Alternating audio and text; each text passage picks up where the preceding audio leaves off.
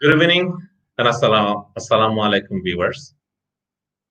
Today we have in our menu a very important and interesting subject, which is named as courageous leadership. Apparently, or ostensibly, it may sound like a military leadership quality, but if you Google into courageous leadership, you would find scores of write-ups in HBR, that is Harvard Business Review, as well as many other business art journals where courageous leadership is being covered in elaborate. So we thought it will be topical to have courageous leadership as a sublime leadership discussion topic tonight.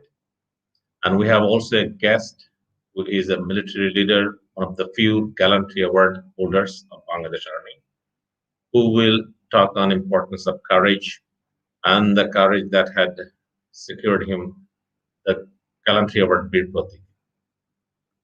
So let us first take a look at what courageous leadership is. Courage is the first virtue of leadership success, and leaders require courage to make bold decisions, even when there are dissenters, to say what needs to be said, no matter the consequences, and to place the trust on those they manage.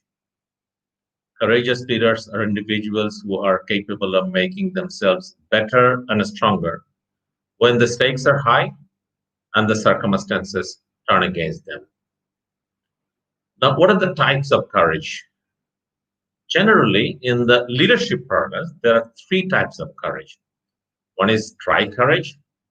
That is the courage of trying something new, trying something that has not been tried before, or trying something that others are fearful of trying. Trust courage is the courage of reposing your trust on your peers or on your subordinates, even on your superiors. And tell courage. We often speak of speaking truth to the power. That is what is tell courage. That means you should be able to say what you feel. You should be forthright. You should be downright. You should be candid in expressing your views. Now, what are the characteristics of courageous leadership? The first and foremost characteristic of courageous leadership is authenticity. A courageous leader is true to himself. He should not feign, or he does not feign or sham.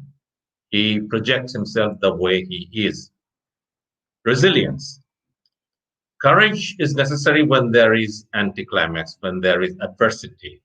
So the courageous leaders must be resilient because he must be able to recoil back even in a better manner than he was before the adversity befell on him. Emotional intelligence. The courageous leader must have enough emotional intelligence, which comprises of self-awareness, self-regulation, empathy, motivation, and social skill that I have borrowed from the book Emotional Intelligence of Daniel Goleman. And self-discipline, again, I borrow from the book of Jim Collins. A great leader must have be self-disciplined, and discipline encompasses disciplined thought, disciplined people, and disciplined organization. Commitment to purpose. That's also important for a courageous leader because a courageous leader must have the purpose and must stick to that purpose, must be very, very committed to that purpose, and must not deviate just like that in the face of adversity. Now, what are the dimensions of courageous leadership? There are a few dimensions that have been covered by HBR, like having the courage to seek and receive feedback. Most of us don't like negative feedback, and that's why we're shy of taking feedback as well. So the courageous leader must have the fortitude to seek feedback and receive feedback. Have the courage of conviction. If the courageous leader has some conviction, he would stick by that and would not go awry from the conviction that he has. Being prepared to let go the precious practices. Most of the military leaders or most of the leaders of 21st century as traditionalists, they have their set practices and they won't let those practices go. They would like to stick or they would like to conform to the practices that they are habituated in. But the courageous leader, they would let go of those practices and adopt new practices if need be. Having the courage to innovate. Innovation is the new normal. Innovation is the most important thing in business environment. So the courageous leader must have the courage to innovate and introduce something new. Having the courage to admit mistake. There will be mistake en route to your leadership track, leadership journey, leadership way, and you must. That courageous leader must have the courage to admit mistake. Having the courage to be different. The courageous leader must have this differentiating aspect in him that he will not be a follower. He must let others follow him, and that's what he does by being different from other leaders. Having the courage to have difficult conversations. There will be situations when the courageous leader has to speak truth to the under commands that might be unpalatable, that might not be that might be bitter, but he must have the courage to speak truth to them or speak the correct perspective to them. And lastly, having the courage to step out of the unproductive situation. If there are anticlimactic situation, if there are adversity, the courageous leaders undauntedly pursue to get out of that unproductive situation. Now, what are the traits of courageous leader? There are few. We'll cover only a few of them. Firstly, confront reality head on. The courageous leader should not duck out, should not shy away from the reality, but rather confront reality and take the bull by the horns. Seek feedback and listen, that we have covered. Must be courageous to seek feedback and listen to the peers. And 360 degrees feedback system is a new system that has been introduced by various organizations. The courageous leader should have the resolve to get feedback from the peers, from subordinates, from the superiors. Say what needs to be said.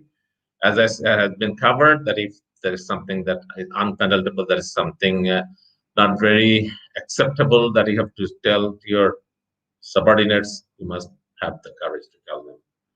Encourage pushback. That's something like if they differ, if there are dissenters, the courageous leaders should not get upset about it. They should have constructive debate, and that debate will enable courageous leaders to get an alternative view of the situation. Take action on performance issues. If there is any performance issue that necessitate correction or repairment or some kind of actions to be taken, a courageous leader should take those actions. Communicate openly and frequently. A courageous leader is not fearful of communicating. He should communicate openly, and they should communicate very frequently. As frequently it is communicated, more he remains informed about what is happening in the organization.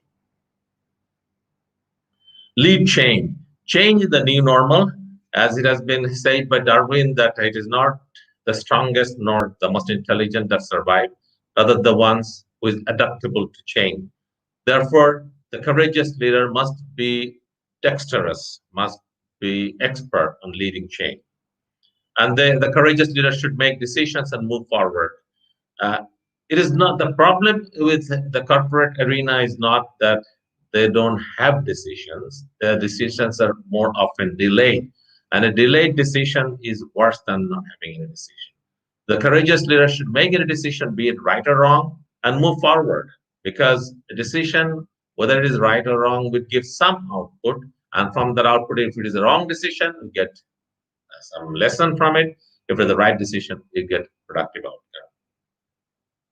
Give credit to others.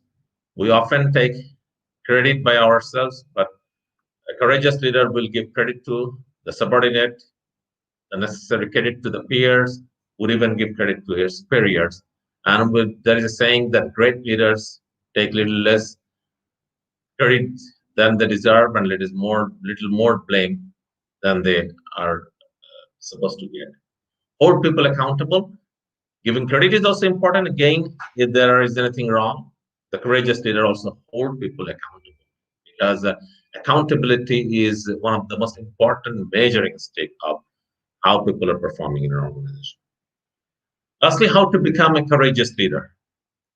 First thing is to follow your gut when everyone tells that you are crazy. A courageous leader would take risks with big downsides and with no safety net. Courageous leaders are unhesitant to deliver bad news. Courageous leaders face their critics and listen what they have to say. Courageous leader would act on their beliefs, knowing it may cause them pain. And the courageous leader would also take on bigger competitors than apparently people would think that a normal leader would not take. A courageous leader would all very frequently look into the mirror and confront what they see. If there is a correction that is necessary, they will make those corrections as well. And finally, the courageous leader would challenge his comfort zone and face the fear squarely. So that's all we had about courageous leader.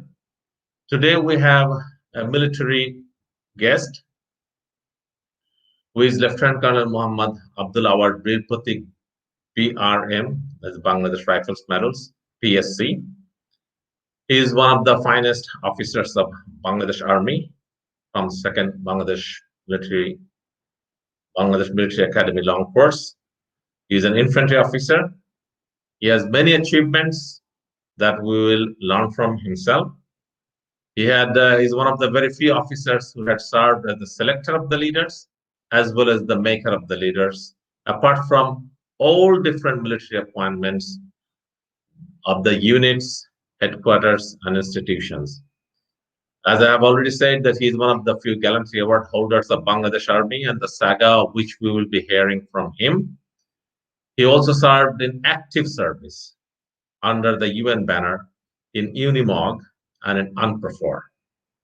So let's welcome our today's guest, Lieutenant Colonel Muhammad Abdul Awal Bir Pratik, BRM, PSC. Bismillahir Rahmanir Rahim. Assalamu alaikum, respected General Mamun Khaled. Thank you So, very Assalamu much. alaikum, sir. It is an honor to have you in this forum. We are very, very happy, and all the viewers are, I think, they're more than happy to have a gallantry award holder military officer. We have very few of them, and you are one of them, and you had been our mentor in Bangladesh Military Academy, and since then I know you, sir. We have served together in various capacities.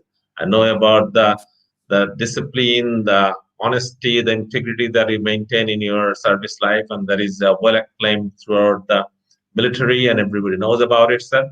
So just for the viewers, since we have paucity of time, for the viewers, sir, just let us know about your short life history that the viewers would like to know, as the way you navigated yourself through the armies for 29 long years.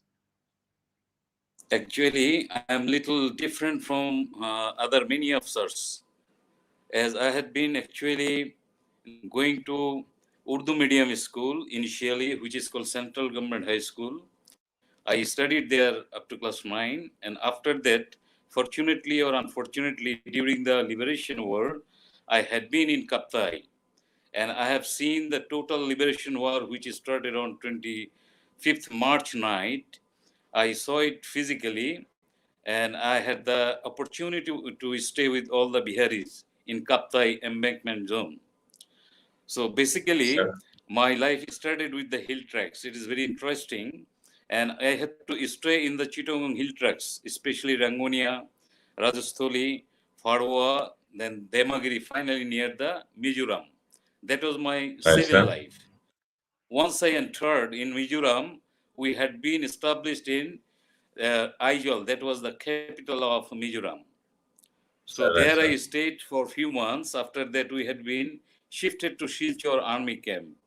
After that, Kasar, Darang, then finally and again entered in Bangladesh after the Liberation War. But whatever may be the case, all the 6 members of our family, including my young brothers and children, they all had been in this camps, and we had suffered a lot for long 9 months. After that, I came back and I studied in Chittagong College. Then I studied in Dhaka University in marketing department. In 1977, suddenly I decided that I had to join army. So I joined with second long course. And you'd be surprised to know that I started my life with Chittagong Hill Tracks, and once I retired, that was also from Bandarban, that was Naikangchuri, that was also Chittagong Hill Tracks. That is one of the very interesting part of my life. And I started with the war, and I have finished my military career with the war. So thank you so very much, sir. There are two stories that the viewers would like to know. One is your securing the very coveted Bir Pratik Award, which is, I think, very few officers have secured from Bangladesh in active service. And the next story that you got the BRM, Bangladesh Rifles Medal. That is also one of the coveted medals of Bangladesh Rifles. Now it is BGB. And that is also, I think, it is in the wake of a anti-terrorist operations. I think, sir, as we got it, we don't want to miss this opportunity to listen to these two stories from you, sir. Well, General Khaled, remember one thing. When I joined in 1981 in Ali Kadam zone, that is under Bandarban. So when I joined, I was absolutely a young officer. But I had an opportunity to see all the activities of the then insurgents and lot of terrible actions, killing, burning. These are the all daily routine works by the insurgents. So I had the determination to stop it, and I was very lucky enough that I got very few good commanders. I must mention their names, to whom I am really grateful, like General Mannaf, General Atik, Major General then Jahid Latif, then General Halal Murshid Khan Bir Uttom, then finally General Subid Ali Bhuiya. They had been very much, they gave me full liberty, you can say, full freedom. They just used to say, go ahead. I need not to talk much because, at that time it was very tough to communicate with the higher headquarters. I had you can say I was addicted to such thing that how to find them out, but it was too difficult.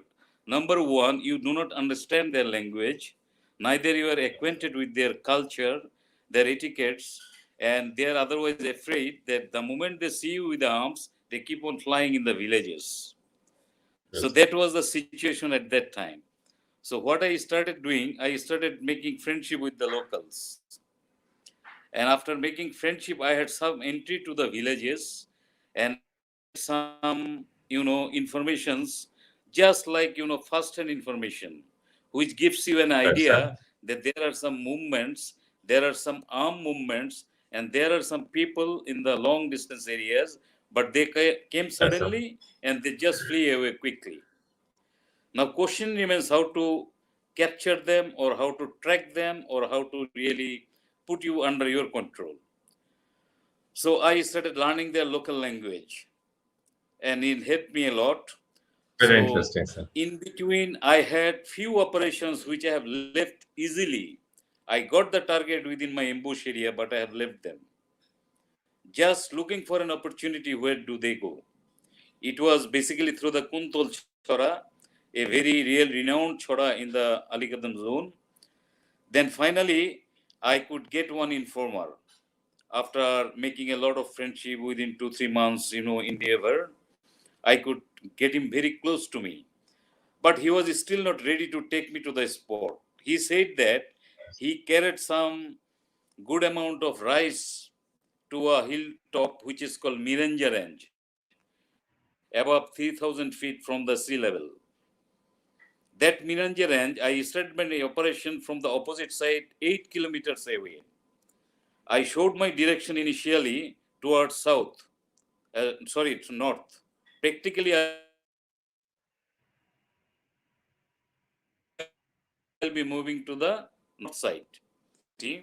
And I went to, there is a camp called Kanamember Ghat. So from Kanamember Ghat, I started with selected 60 people. I had with me from 4th Long, now Brigadier General Millat, and from 3rd Long, Captain Johirul Islam. These two officers had been Right, with sir. me, and I had 60 people with me. I took whole day to climb up the hill. By the time at the top of the hill, it was just about to be sunset. And I was caught by their observation post, and there was a clean exchange of firing. So this exchange of firing took place around 5 minutes, and after that they fled away. Then I talked to the higher headquarters that the operation I came, but I am disclosed already. So GOC ordered me, you are the ground commander, take decision at your own. That was more difficult for me at that young stage to take the right decision because I am already detected. So however, Yes, in the sir. name of Allah, I started going down, and my guide was not showing me the right path. But since there was a fight between them and me, I had the confidence that they had been somewhere in and around. Because Yes. from the OP, the camp may be within 1 kilo or maybe within 1.5 kilo or maybe half kilo. Yes.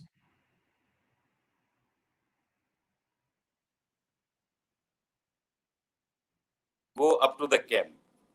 So I Yes, sir. started climbing down. Lot of big stones, very slippery road. So at one stage I was detached from the total team. I had with me one runner, then one rocket launcher man, and my operator. So getting down Yes, at sir. the last end, I found there was a big camp, almost camp, but in front of the camp there are two men. Those are cooking rice. Yes, I sir. was not seen by them because there's a lot of boulders, big boulders. So I kept on sitting them and I was observing for a minute. And I was waiting for my team to join me. But 5, 6 minutes went. I didn't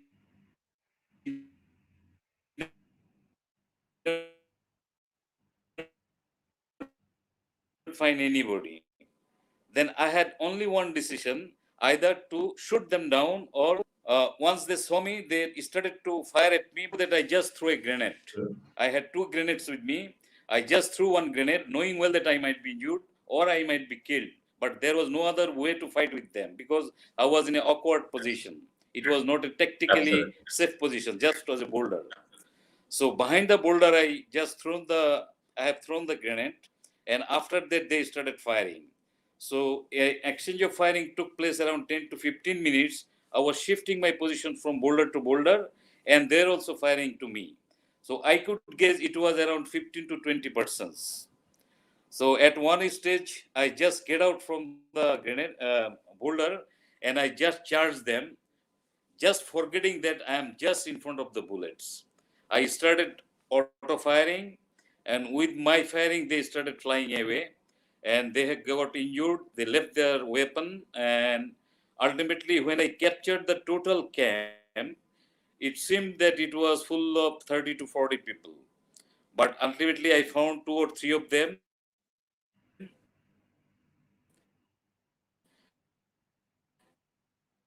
and rest they just hideout. They had uniform, and there are many other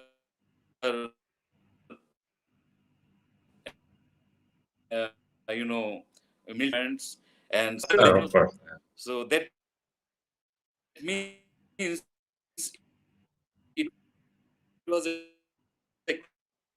camp for a long time. From after capturing them, we got weapons, especially rifle, then brown gun, then submachine gun, many other weapons, and huge number of ammunitions and lot of foods. It was a hideout, I told you. So I got them almost 2 to 3 Sir. months food grains inside the camp. From there, I could connect with the battalion headquarters. And GOC was General Mannaf. He told me that you prepare a helipad. I want to see the camp. I said that, sir, you cannot get down in the camp, so I can get out the camp and I can put you down here once you get down from the helicopter.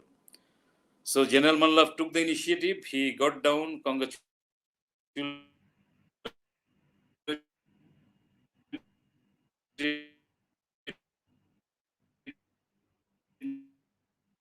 me on the next day, clearing the whole area at the and we cleared total area so that at least one helicopter can get down. We took the shelter under the various positions, so that again we are not attacked, because you're not sure, you might be again attacked by Absolutely, sir. them. They do it very It's well understood, frequently. sir. So it was a very challenging task to save GOC so that he is not attacked again.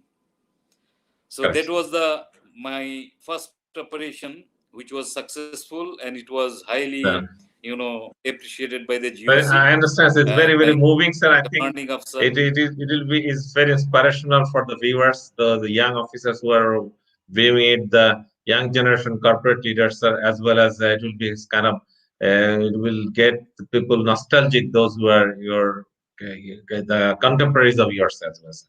So could I now ask you Exactly. And to you give mentioned a them, recount of your next the BRM story, sir? How did you get the BRM? Because there is also right, some kind of anti-terrorist operation that I have seen in your right. biodata. Okay, about the BRM operations, it's a long story. In a short, I can tell you that Naikonsuri was full of insurgents from various, countries like Mizoram, then your Arakan Tripura, they call Tripura Liberation Front, then Arakan Rohingya Front, then your Arakan Communist Party. They all had been with arms, and this was really disturbing for us. So I was ordered by the authority that there shouldn't be any armed movement. So initially, I took almost 1 year to locate them and also to track them. How do they operate? How do they go? Where do they go? Where are they getting operation? So everything I just actually took 1 year to collect the informations. And here I was really alarmed because this was a mixture operation, because the Burmese army that is called Nasaka, actually they are the border force of the Burma that presently we call them Myanmar. So these people had been very much, ruthless and cruel to kill anybody near the border, whosoever it is there. So I started that killing first. I made them agreement that if I can clear the area, you must not come to this area. So there is a condition that they will not cross Mandu. There is a district in Myanmar. If I can operate this total area, I said, okay, I'll do it. So it was basically, a matter of diplomatic game to keep them together and to continuously go for the diplomatic, discussion, or you can say free operation. But they were not ready to surrender. I told them many a times, you just surrender, and I will ensure that you can go safely wherever you want to go. But finally, they did not agree. So I started that killing first. And I reached Lebuchuri camp. It was a big area near the Burmese border, Myanmar border. You can't see anything. So dark it is actually. So we got them one of the Arakan Rohingya parties, and from them I got Arakan Communist Party, and from there we started first uh, capturing 5 AK-47 rifle. And after that, he showed me their hideout camp. There we got another 20 AK-47 rifle. But in between, RAP 7 came and they also joined me, which I was not actually ready to accept them. But somehow they joined us, and I talked to GOC. I said, yes, sir, should we allow them to come inside our area, because it is completely Bangladesh rifle area? Should they come? He said, okay, only for first operation you can allow them because they want to join with us. So accordingly, I joined with them, and there I had number of operations, and so far I can remember, exactly I cannot remember, I have captured more than 63 uh, German pistol, Walther Very PPK, impressive, sir. and more than A 20 huge machine achievement, sir. guns, Huge achievements. and Right, more sir. than 72 AK-47, and more than 40 light machine guns, and G3 rifle more than 20, and ammunition recovered, it was more than 3 lakhs. That's what I can remember till now. So I think that was the highest recovery so far in Bangladesh, because after that I have not heard any operation in that area. So my Yes, aim sir. was actually to keep the area. Any arms movement must not be allowed to move, whosoever may be. Let it be Arakan, let it be Tripurian, let it be Mizoram, let it be anybody. So that was my Sir. single policy. Yes, sir. And I was very much Sorry. grateful to the then General Jahangir and General Shakil, who gave me freedom to move up to Dhaka even for operation if you need be. So that helped me a Sir, you lot. had two Because stints you under the UN banner. One is in Unimog. Both are active service, and one is in UNPROFOR, sir. Is there any experience that you would like to share with the viewers where courage Oh, was yeah, sure. predominant, sir? Like, say, for an example, when we moved to Kasar, we had to go with a French helicopter. We went up to KSA in Riyadh with the normal flight. After that, I had to climb up in the, Apache helicopter made by USA. There we had been 24 officers only. And me, along with 11 officers from 11 countries, we had been located in Kasar, and there was a huge arms cache from Iraq. Our duty was to observe that and to guard that one. But Yes, unfortunately, sir. there was continuous bombing from the both sides, from Iraq and also from the Kuwaiti side. So actually, I was in the both the side bombing side. So we had to shift the camp almost each and every day. That was a really life-risking operation. However, after the treaty was done, after 2 months, it was okay. And in Yes, sir. Bosnia, it was also very tough because I flew from Kuwait to Greece first. From Greece, I went to Germany, from Germany to Austria, and Austria to Croatian capital Zadar. There I met Dr. Shashi Tharoor, ex, Zagreb, sir. Zagreb. foreign minister of India. Dr. Shashi Sir. Tharoor was with me, then Colonel Hekki Prula and Mr. Cyrus Vance. They were also with me. I was very lucky. Our duty was to make a liaison so that Siberian and Croatian, they stop the war. So in between the question comes about the Bosnian. So they said that about Bosnia, we have a Muslim officer, they call Major Muhammad. So he is with us. So he will talk about the Bosnia. So whatever role I had to do, I stopped the fighting. And I can remember one day, both Siberian and your Croatian and Bosnian, three party firing in front of my hotel. I took the, the white flag from the UN, and I Yes, started sir. moving to the Bosnian side. And everybody was shouting from the behind, don't do it, you'll be killed. But I went to them and I said, okay, kill me. So all the three commanders finally they stopped firing and came to me, and that from that day there was no more firing.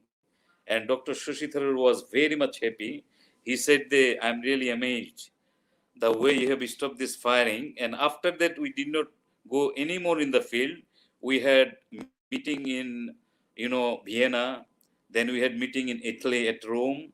We had a meeting. These all are meeting, liaison meeting to bring the blue helmets in that area, because people had been criticizing us that you people are just Sir, I making understand. fun. Where is blue helmet? But to bring the blue helmets, it was really tough to bring them unless the situation become calm and quiet and there is no bullet exchange. So these are the two operations, So thank you very I much. can So could remember, you which leave was some, I really like so this. may I now request you to leave some recommendations for the up and coming leaders, the young leaders, both from military as well as from the corporate sector, to follow your trail and how to become a courageous leader like you, sir? Well, I don't know how much correct leader I am, but I can tell you this much. To become a true leader, first of all, you got to be I mean, a courageous personally leader. So the concerned. courage that you have been talking about, the courageous leader. Today's discussion is on Yeah, courage. a So the courageous courageous leader, event that you have it is an shown. inborn. A courageous leader should be inbuilt quality. It is inbuilt. You cannot be suddenly courageous. That is occasional. Yes, sir. Inbuilt, you have to be courageous and you have to be determined. You cannot be Yes, sir. fluctuated. Neither you can change your decision. Just do or die. The simple thing you have Yes, to sir. accept. Number two, prove that your man, believe that you are their man. By the way, I Yes, must sir. not forget to mention one name, Brigadier Sharif Aziz. He was the then Right, sir. Khagrasari commander. He put me there to stop Dhanpata Chora, then Panchori, then Borom, most probably Dihinala. This area was dangerously, infested by the insurgents. I worked there, and Brigadier General Sharif Aziz allotted 3 helicopters for me in 1989, most probably. So you can understand that how much facility I was given by General Sharif Absolutely. Aziz. I salute him always, and I pray to Almighty Allah so that he gets a live long. He was an excellent commander. He helped me in such a manner, and there I crossed one Indian border, and I had a very furious fight in between the Indian army and myself. And this continued almost 41 minutes. That was one of the biggest fights in my career. There also I was alone. However, that was a long story. But as you said, to become a true courageous leader, you need 3 things. Number 1, be a personal example. Right, Be sir. the first man Setting to lead. example. And be determined and be sure, do or die. You cannot fluctuate. I am sure everybody will be benefited. Number 2, So thanks, be sir. cool. I have made a lot of mistakes being very much excited because of my young age. You got to be cool. And basic tactical reasons, you must not get out of the basic tactical fundamentals. For an example, never ever remain in Chora. I was ambushed because I was in Chora, because of some reason, whatever may be the case. Number 2, do not allow ambush site. Once, if it is time is over, do not get inside. And once you are raided, just charge them. Do not sit down. Once you are raided, just if you are even one person, raid on them. I'm sure, inshallah, you will get success. Thank you so very much for sparing your very precious time for the viewers of Sublime Leadership, sir. It had been truly an honor for us to listen to you, sir. Thank you so very much, sir. Alhamdulillah. Thank you very much. Thank you very much for bringing me in this great occasion. I am honored, and I also do remember all the fellow mates who had been with me. Basically, credit goes to them. They have showed their valor, their audacity, guts, courage, and they have reached their life. I am the just one person given Veer Pratik once, twice, or maybe PRM. Practically, my people, I am really grateful to them. I'm grateful to them. That is your humility, sir. That is your generosity. They have kept me protected all the time. And you'd be knowing to surprise, once upon a time, I wanted to select 8 persons for an operation. There had been 1,000 persons to accompany me. I could not select 8 persons. Then Brigadier General Sharif Aziz told me it's a bad sign. Why you are so popular? It's a very bad sign. So thank you, sir. That was the reason, Thank you very much, sir. Allah Hafiz, sir. Thank you very much. Thank you, once sir. again. Heaps of thanks to everybody, and with you, those are forecasting this particular event. I'm grateful to them, and I express my heartfelt thanks to you. May Allah bless you. Thank you, sir. Thank you for being with us. Thank you, sir. Allah Hafiz. Good night, sir. Thank you very much. Goodbye. Thank you.